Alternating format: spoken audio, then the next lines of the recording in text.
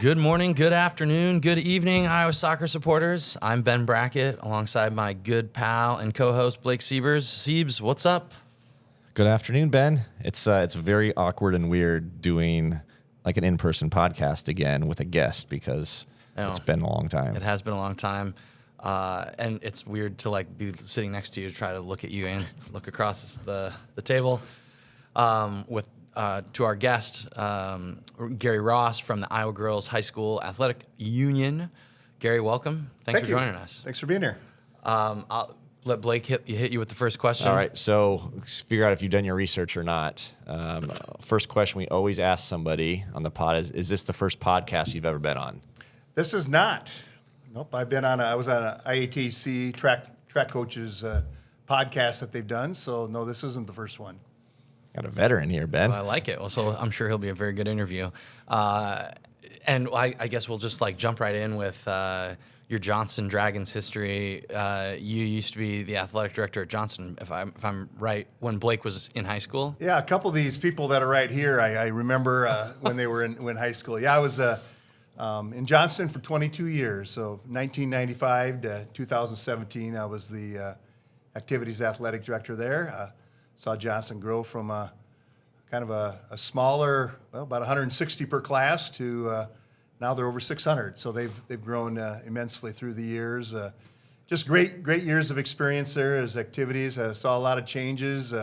Started out Little Hawkeye Conference and eventually became the CIML. And through those years, it was about 5 different structures of the CIML that it had. And since 2017, I've been at the Iowa Girls High School Athletic Union as an associate director. Very good. You want to tell us just maybe a little bit more about yourself? Are you originally from the Des Moines area, Johnston, or?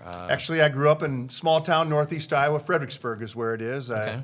High school, played lots of we were small schools, so did you play all the sports? Kind of did everything. You did music, you did speech, you did student government. They didn't have soccer in our school at that time, so I believe did that, sadly. Football, basketball, track, and baseball, and from there, I went to Wartburg College, played football and baseball at college there, and got a chance of being on some really good teams.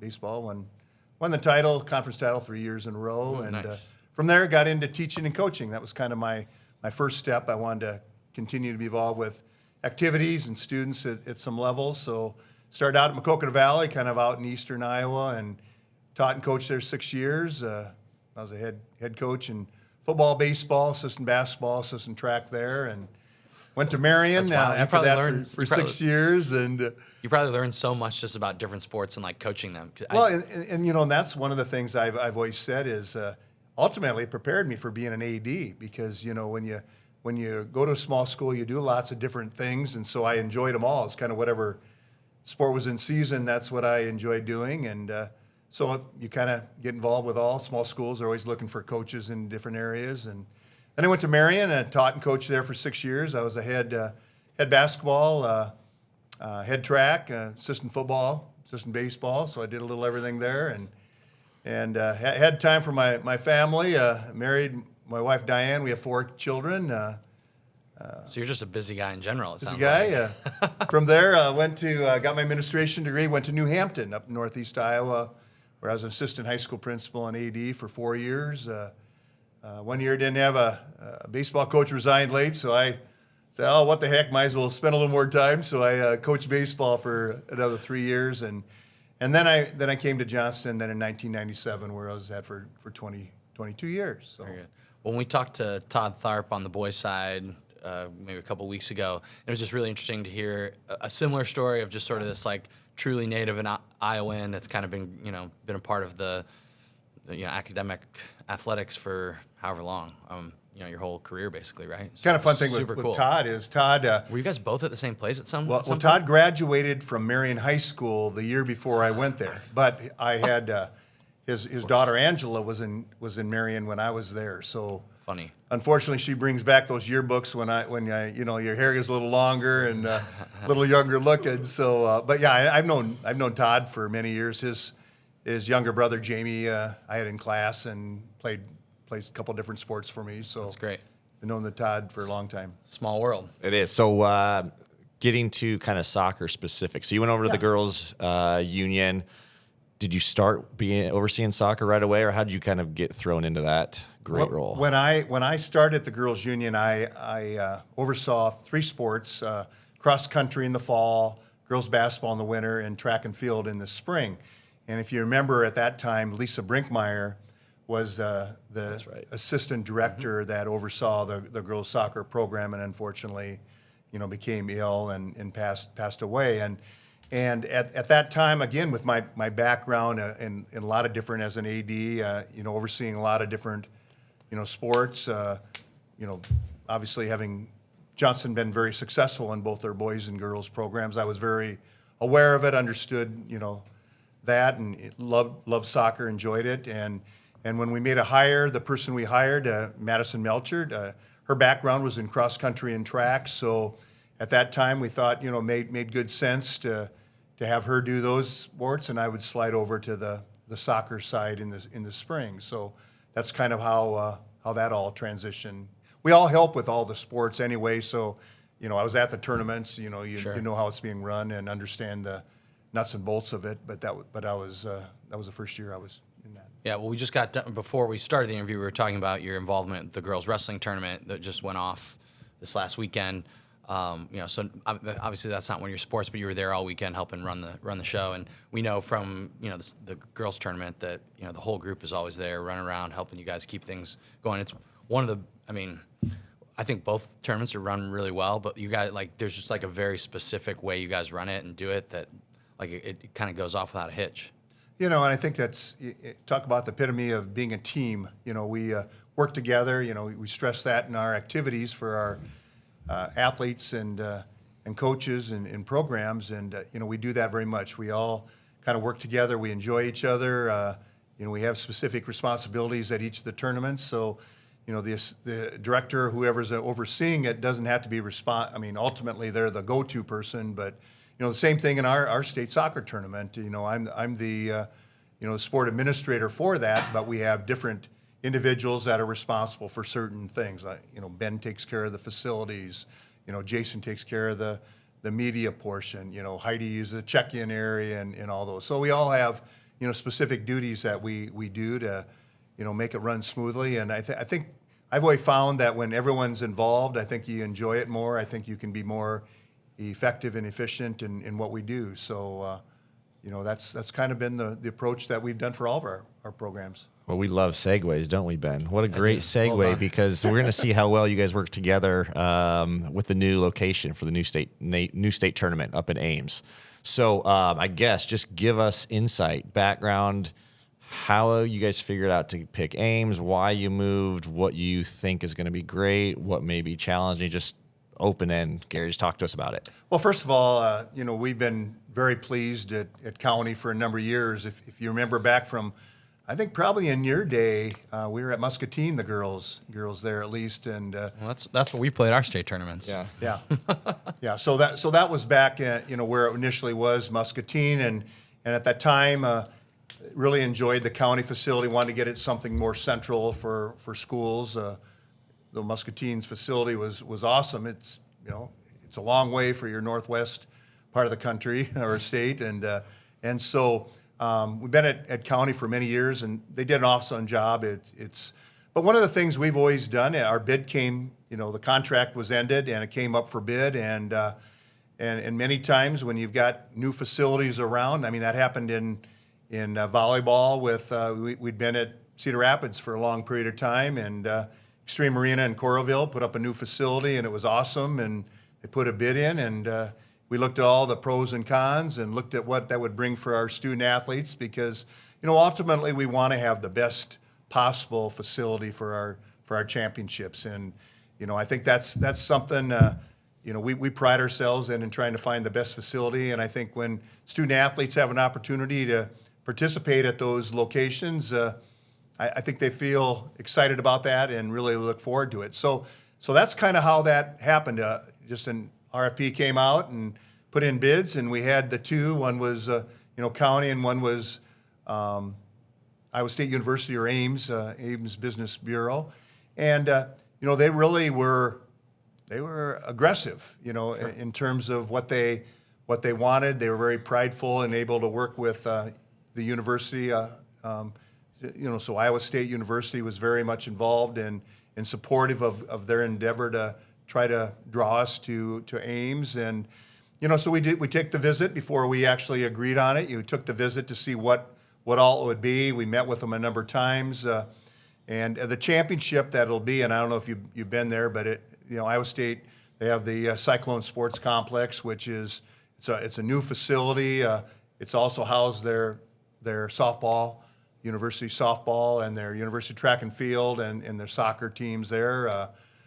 They went to regular grass turf just now, the second year of that. And so in other words, when we looked at the championship venue, we thought, wow, that's just an awesome facility. It provided lots of positives, an area for us to, have our athletes play in some of the best facility around, areas for warm-ups, area to do our TV and live streaming, area for concessions, for, pretty much everything we wanted. No trains. No trains, yeah. Will the quarterfinals, how the quarterfinals and semifinals work? I mean, I assume they're just still right around in this general vicinity. Yeah, and I don't know if people are familiar with the Iowa State campus, but Lead Recreational Facility.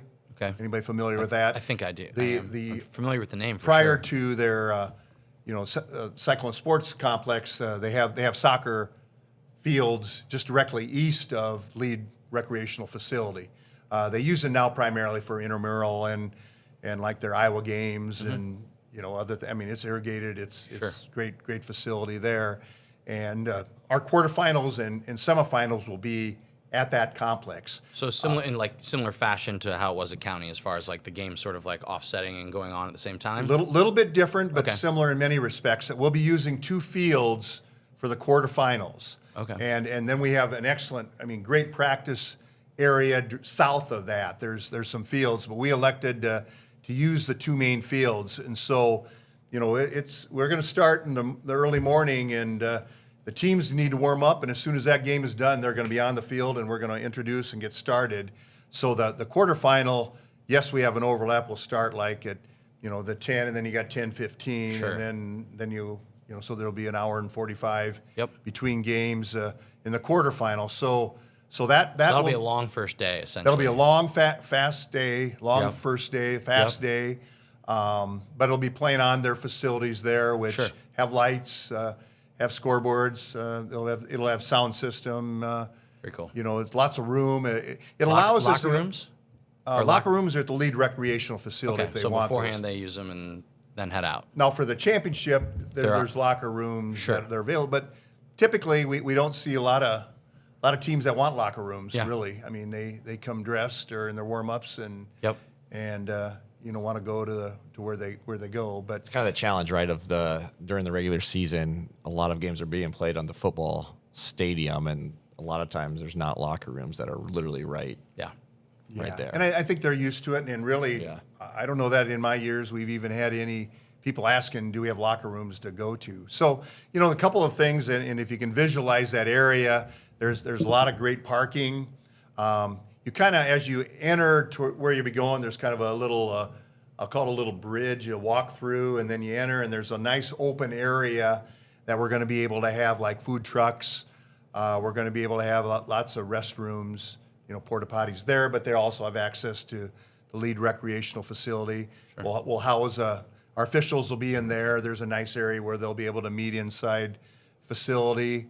The media, we'll have an area for the media. So, as we looked at what it would accomplish and what we could do with that, we're real excited about the possibility. And we know that, going in, there may be some things after the first year that we're there that we want to modify and change a little bit. But going in, the plan is to have our quarterfinals all on the 2 fields, and then the semifinals will also be on the 2 fields, but they'll be spread out just a little bit more because obviously you cut in half the number of games that we'll have with that. And then our championships, then the 3 championships will be over at Cyclone Sports Complex. How long is that contract through? Good question. I think initially it's 3 years with the ability to extend it. I can't remember. So at least a few years, though, for sure. Yeah, we'll be there at least 3 years. I can't remember if it's 3 or 4 years what we had our contract for sure, but yeah, it'll be there several years. And the other little change that's going to be happening is this year is the last year that the girls and the boys soccer state tournament will be the same week. If you remember how it had been for a number of years, the boys tournament was the week before the girls. Beginning next year, our season, the girls' season, will start a week later, and our championships will then be a week later. So there will not be, the possibility that you could have a boys-girls team both playing at the same time. We'll be at different facilities, but at least then we'll be, not having that conflict the second year. And the Dragons created all sorts of problems in soccer, didn't they, for the boys and girls sides a couple of years ago? It's great. Gilbert was the first one to do it. Were they? Okay. We had Gilbert, Right. and Johnston that year that both were in it. They were in the same complex though, and with that they were able to, see the majority of it. But they were, and so even after that first year, last year we made some adjustments in our order. So like our championships, we go 1A, 3A, 2A, and accommodate with the boys so that, if there are teams that we looked at the schedules to say, what seemed to make sense that we could adjust slightly in the event that we did have two teams that made it in the championship. So that would have accommodated it last year if we would have had two teams in championship, but we didn't. But it's interesting you talk about timing of the schedule and when the season starts, because a lot of feedback we get, right? First, the opening day of spring practice or practice spring break, and it is like the coaches all complain about on both sides, just say, hey, like that week is almost a wasted week because so many kids are gone. So it's just interesting now you guys are kind of pushing that back. And I think, but not really in depth about why, but, there was a, kind of a task force that looked at a lot of things, ad hoc committee, and one of the things that at that time was feedback was, there was a lot of, by going later, it was impacting, potentially softball. It was, into the summer, so, schools were out and everything. And so the recommendation at that time was to give it a shot to have it the same week and coordinate it. And I think after having lived it a little bit, I think in weighing the pros and cons, it was believed that what was best for the sport of girls soccer was really to start it a week later and then end our tournament a week later, that it didn't have a dramatic impact upon the softball, and really the fact that it was a week into the summer really didn't impact the student athletes either. So that was kind of a background on that. Let's talk a little bit about the boys association, the girls union, and just it's like sometimes it sounds like you guys work together really well, and then not that you don't work together well, but then I'm sad that you guys are splitting and you're going to be in different locations or on different weeks, because I love it. Like we joke that it's basically like the best week of the year other than the state fair week, because you get all these people coming in town. They're all there for soccer. It's just like the best day for soccer people. So just talk a little bit about, I totally understand why you guys are in Ames. I just don't, I just wish there was a way for us to work together. Or are you looking forward to splitting so that ultimately, we can, I'm just worried we're not going to get to see all the games this year, right? Like at the state tournament, we're going to have to go back and forth and back and forth. Well, one of the things we're still doing. Nobody consulted us too, though, Ben, unfortunately. I'm upset. But Ben, one of the things we're doing is, again, this year with a rollback year, so it's 5 days later. Yep. We don't have Memorial Day that we have to deal with. And if you remember how we used to have it, we wouldn't have it on Memorial Day, so either the boys or the girls would go on Tuesday, Thursday, Saturday, and the other gender would go Wednesday, Friday, Saturday. They would be one of the two that would go back-to-back days. We still are starting our tournament one on Monday. The boys are starting on Monday. We're starting on Tuesday. So that first day when we have, all of our quarterfinal games, it's going to be on. And again, I haven't seen the boys' schedule. I know that and Todd maybe can speak. You guys probably know more on what it is in terms of if they're doing a Final Four or what locations are they having all at the Mediacom Stadium in Des Moines, for sure. Semifinals and finals will be at Drake. But I don't know. We weren't totally sure. It didn't sound like there was a 100% certain. They're going to be at the quarterfinals. I think are going to be at host schools. Yeah. So on that one day, there's and again, the only be, reason I say that is, on Monday, if it's their quarterfinals for all of them, we're not even starting our tournament till Tuesday. So Monday we're in Ames, Tuesday. Oh, we're just going to be all over the place. Who knows why? Tuesday, and then we wouldn't be till Thursday, and then I don't know if Wednesday. Maybe it'll just be great. If they're doing We'll be able to- semis on Wednesday, Thursday, and then the championship on Saturday. I don't know for sure, but Yeah. there potentially could be a little bit. Ames from the Des Moines area, a good 30 minutes, but potentially could be. But the following year, it wouldn't even, because they're 2 different weeks, so it wouldn't be an issue on that. You want to get into the shootouts? Sure. Or non-shoot Yeah. overtime. So but one of the big rule changes, right? No more overtimes, no shootouts. Correct? Yeah, Okay. pretty much regular season. Yep. Yep. The regular season is, and again, this was something that, came from several different directions. As at the collegiate level, they've been having that. It came from advisory committee. It came from officials side. So do you guys have an advisory committee similar to the Boys Association? Yes. Okay. Yes. Made up of coaches. We have an advisory committee that is the chair is an athletic director, and I think you maybe know who that one is. It's the athletic director at ADM of Mr. Rod Wiebers. Oh, okay.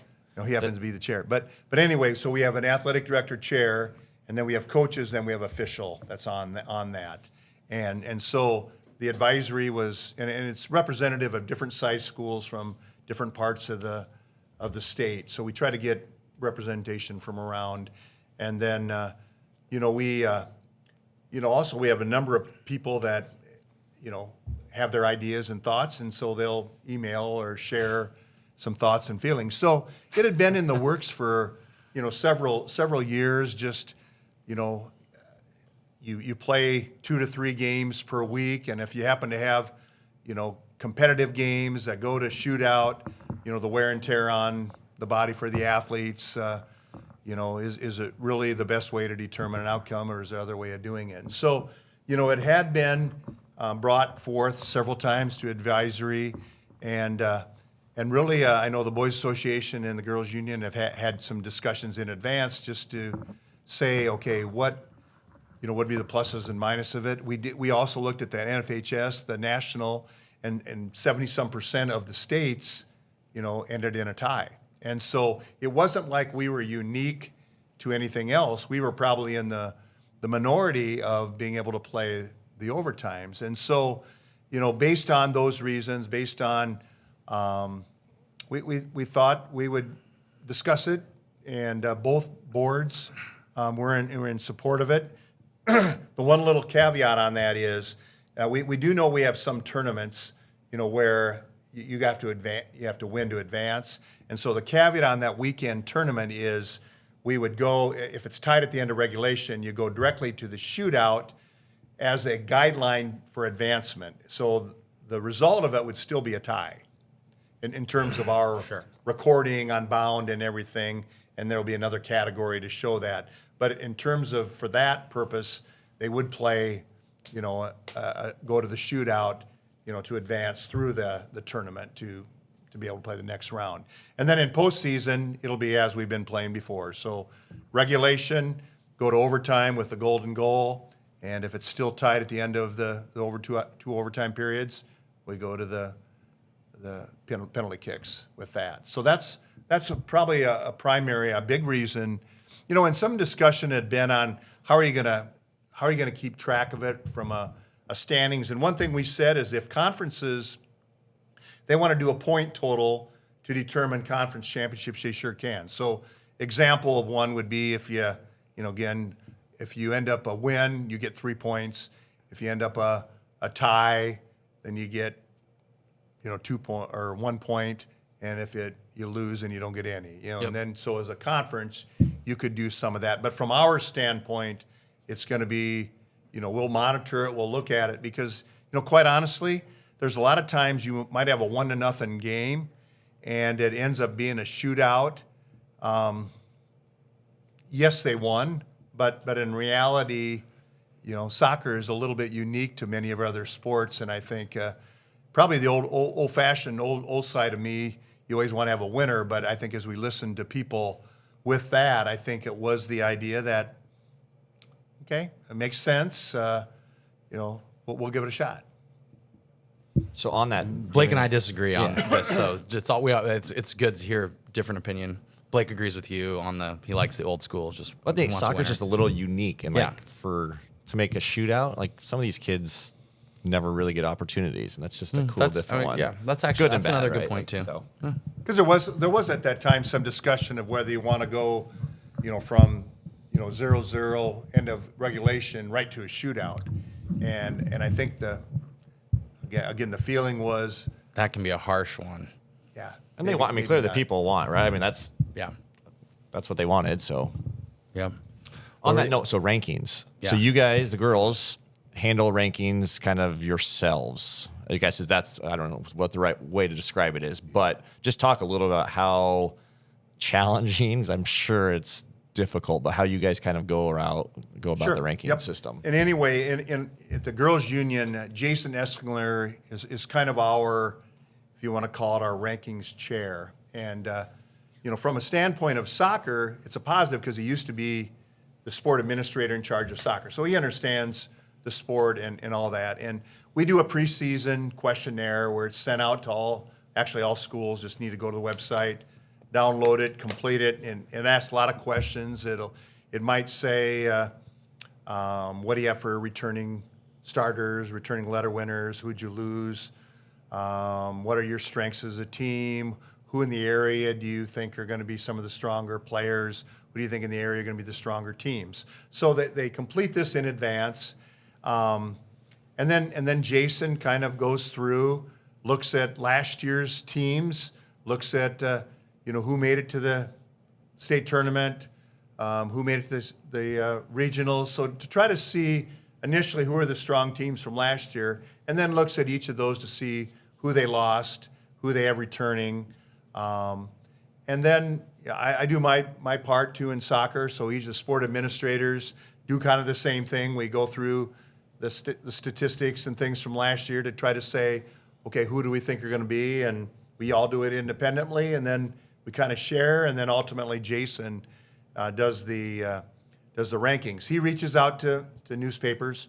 He reaches out to coaches in areas just to get thoughts and feelings, from them as well. And then we do a preliminary rankings, preseason rankings, and then throughout the season, I watch a lot of games on live stream now. I go to games. Jason does the same thing. We follow scores. We kind of track them. Obviously, record isn't the only indicator. Strength of schedule, head-to-head is important. If a team beats another team, that's a pretty important factor. So, yes, we do our rankings on a weekly basis. Usually, every Thursday, we have the rankings that come out and monitor that through the year. And, the important part of the rankings, couple things. One is we're trying to promote the sport. It creates interest. It gets people watching and looking. And each week they kind of pay attention to see, okay, what changes are there, who's there, who isn't there, et cetera. But then we also, come the tournament time, postseason, we take a look at those rankings. And one of our approaches has always been we separate the top 8 ranked teams. We're not going to put them together. So, that is a step that helps us in beginning our process for the postseason pairings that we have. So it's an important process.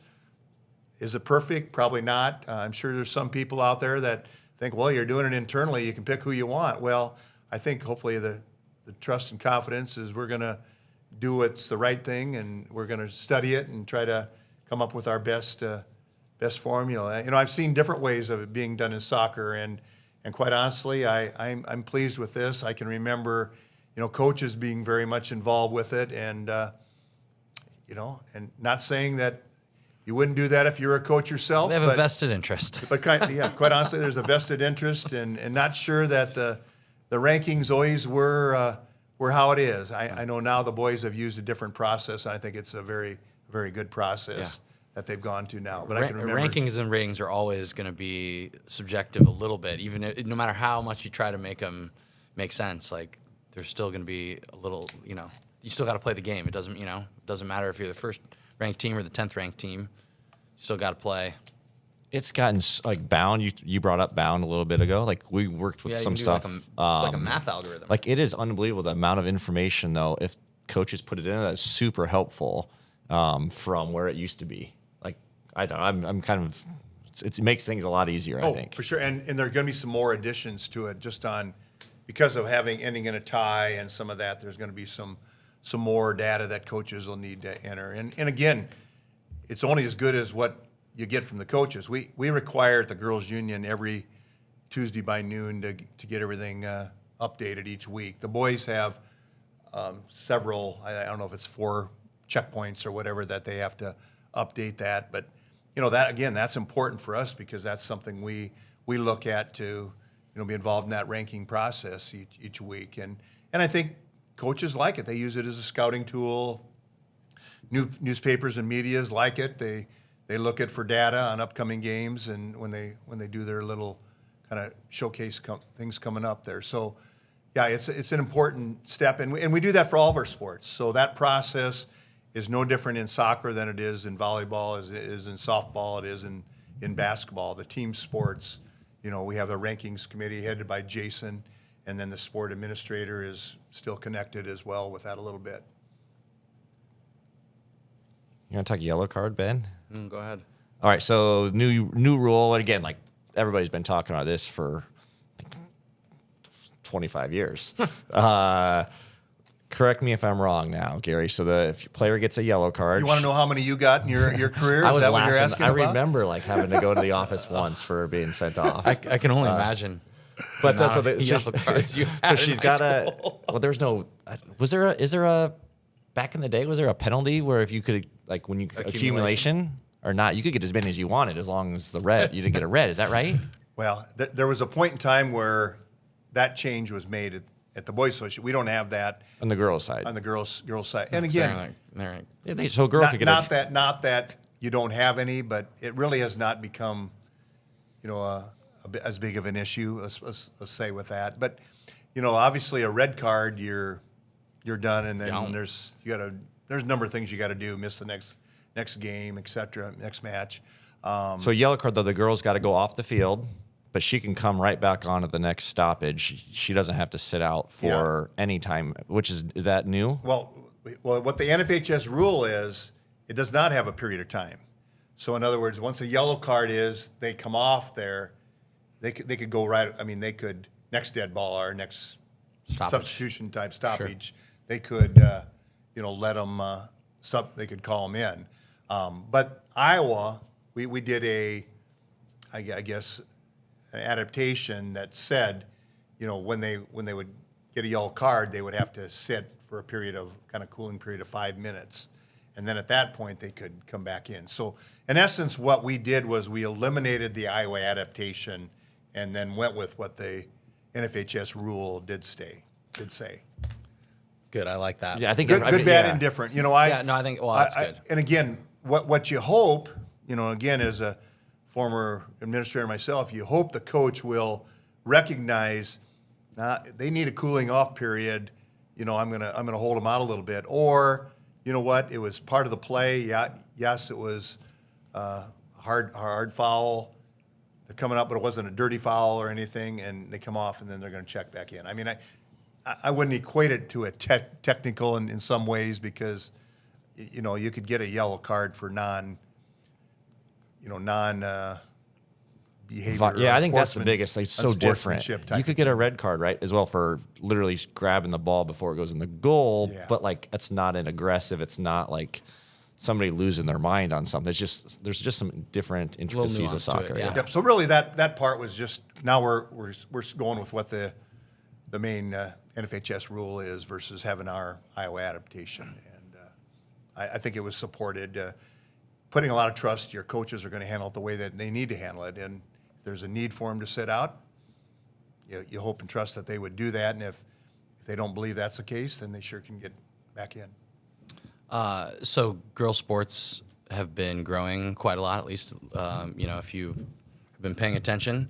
Have you seen the numbers in girls soccer growing like they have, and maybe like you talked about wrestling earlier. I'm assuming there's probably like some girls basketballs growing a little bit. What do you see? Like, do you see a lot more participation, or? We have some new teams this year in girls soccer. Where they combined last year shared. Close from here, Colfax Mingle. They're going with Baxter. They used to be together, kind of Central Iowa United with West Marshall and. So we were trying to figure that out kind of at the end of the year last year, just like how they were. How that all worked, these schools coming together. And yeah, so as their numbers grew, now they're branched off and have it. We had it over in Maquoketa and Bellevue. We're together. They're separate this year. And there's some other ones around the state. So, I think that's a big part of being able to growth is if you have some kids that are interested, you can have a couple options. One is you're not going to even offer a program. Then they could play on the boys, or you offer a program but share with somebody else. And then the hope is that the interest will grow to the point where you then would have your own, or if it's a modelable co-op that, instead of having 4 teams together, now they separate and you have 2 with 2, Sure. So that's increasing the number. So in girls soccer, yes, we have seen an increase in numbers, not dramatic, not like girls wrestling is Sure, yeah. by far. And in girls basketball, we actually are seeing a decline a little bit Really? in our numbers. Yeah, the quality is better than Sure. ever, but the decline. But in girls soccer, we are seeing an interest. I know in Southern Iowa, there's several that say we don't have enough for a team. They reach out to a couple others that say the same thing. We don't have enough for a team. We don't have enough for a team. So let's put together on one team and let's so the kids get to play, because I think it's obviously a sport that is shown increase in interest. And Southern Iowa is a little bit of a soccer desert. There's just like not a club down there. There's just not as many like soccer organizations in the area, it seems. Yeah, there's parts of the state where you don't see as many teams. Kind of that north central. Yeah. North central, you don't see a lot. You do way northwest. There's not a lot of schools northeast that has it too. So there's different pockets. Obviously, in your central and your eastern, those are the primary beds for soccer's. Yeah. What else you got? I just got 2 things. One, what do you keep going to work every day? Like, why do you like soccer? Why do you say, hey, I don't want to go to a different sport? Like, what do you like about it? And then 2, Commissioner Gary Ross, if there's one thing you could change about girls soccer, what would it be? Is there anything, good or bad? I'll speak on both. I'll speak on the first one. I like Commissioner Ross, though. I think that's good. I think the one thing that, quite honestly, it's kind of a wild idea for overtime, but you play the regulation there, and then you do the same thing for another 10 minutes. You do the same thing for 10 minutes. Why not a little like hockey a little bit? You remove a player. Ooh. Remove a player That's or whatever, not a bad idea. and then you play or remove 2 players or whatever after a period of time. So. It'd always be great to widen the goal, but that doesn't make sense. You can't. It's not like you can just do that, but that would be another. Say make the field smaller as the game gets later in the game. Yeah. Guarantee there'd be goals. Yeah. Like it wouldn't would be be. 2 overtimes going through with every minute you remove a player or something like that. I mean, I'm not sure that the soccer purists like that idea, but Voice said you play 2 40-minute halves, and then you play another 10 the same way, and you play another 10 the same way. That there's no change, and so. It's a very reasonable point to make, Commissioner Ross. So, what I like about it, again, when you see kids that enjoy and are having fun with it, I think that's the part.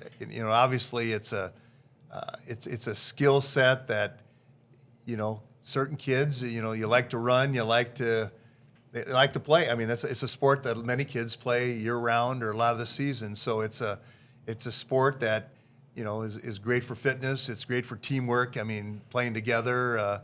That's the part, I guess, that I most enjoy about coming is realizing that, the kids that are participating in it really enjoy it. And there's lifelong skills that they're learning, teamwork and discipline and hard work. And those things all have an impact on their future. And I think, having the opportunity at the high school to do it for your school, there's nothing better, I know you guys both are club people as well, but, there's just a difference of when you're playing for your school and the pride in the community that you have.